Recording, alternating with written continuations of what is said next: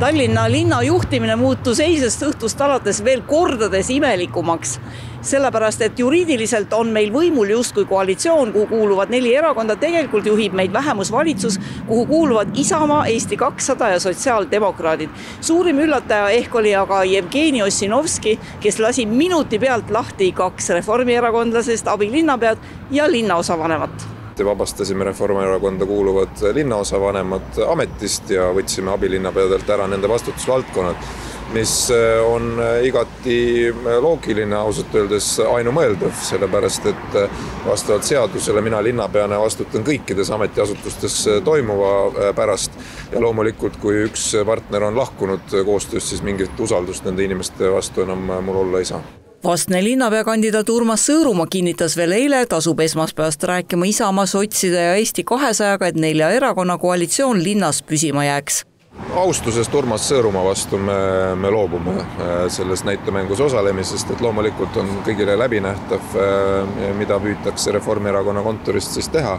Et kuidagi siis näidata seda, et kuna ülejäänud partnerid ei olnud nõus nende uue suurepärase linnapea kandidaadiga, et siis ei jäänudki neil justkui midagi muud üle, peavadki minema Keskerakonda. Alles eile ütles Jevgeni Ossinovski, et selle oleks võinud ära lahendada eile õhtul, selle tasuta lasteaiakoha küsimuse.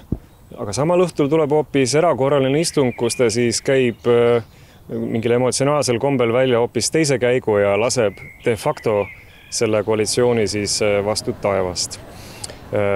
Meie seis on endine, meie tahame selle küsimuse lahendada, oleme endiselt valmis rääkima nende samade erakondadega, aga kõikide volikogus olevate jõududega, et see asi saaks tehtud.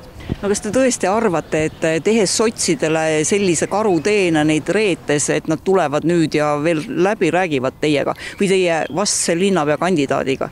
Sotsiaaldemokraatlik erakond oleks saanud selle asja lahendada ära 12. juuni istungil volikogus koos meiega ja olekski see teema olnud maas ja olekski lasteaia kohatasu kaotatud, et linnapea on otsustanud jonnida selle koalitsiooni lõhki, see ei ole meie, aga see on tema valik. Ühtegi nii kõva meest linnavalitsuses ei ole, et mind ametist vabastada, et seda tõesti saab teha ainult volikogu.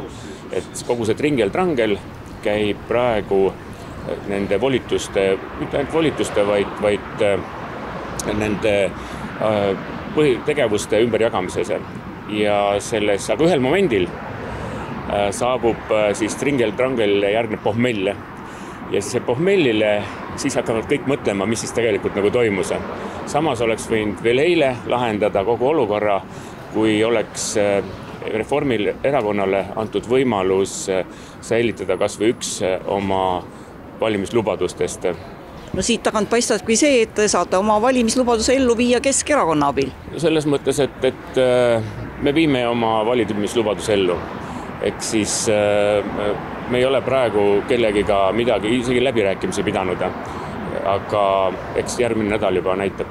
Tallinna võimutüli võtab nüüd kokku politoloog Rein Toomla, kes viitab ühele monoliitsele jõule ehk muukeelsele valijale, kellega ei ole Reformierakond arvestanud.